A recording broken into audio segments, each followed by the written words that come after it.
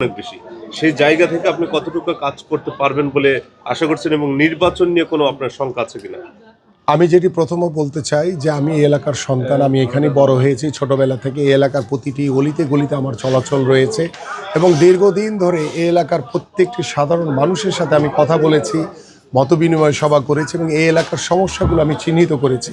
আমরা এই মুহূর্তে যেখানে দাঁড়িয়ে আছি আপনারা নিজেরাই দেখতে পাচ্ছেন যে এই রাস্তাটি দীর্ঘদিন ধরে এইভাবে অবহেলিত অবস্থায় পড়ে আছে।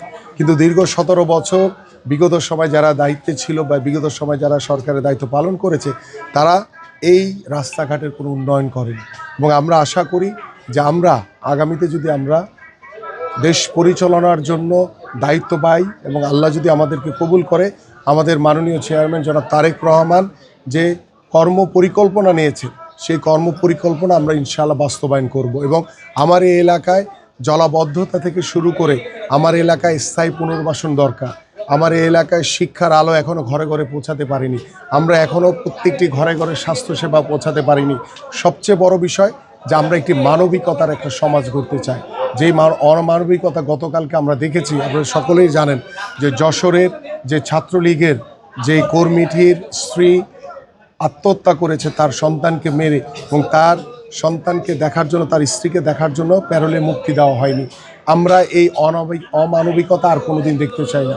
আমরা চাই মানবিকতা ফিরে আসুক, কারণ বিগত সময় আমরা দেখেছি যে আমাদের অনেক ভাইদের বাবা মা মারা গেছে, আমাদেরকে প্যারোলে মুক্তি দেওয়া হয়নি।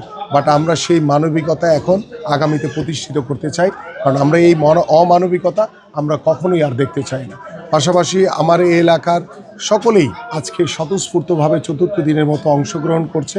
আমরা ইনশাআল্লাহ আশাবাদী এবং আল্লাহর রহমতে জনগণের রায় নিয়ে ইনশাআল্লাহ নির্বাচিত হয়ে আমরা আমাদের বাস্তবিক অর্থেই বাংলাদেশের মানুষের যে চাওয়া, যে প্রত্যাশা, সেই প্রত্যাশাগুলো আমরা পূরণ করতে চাই।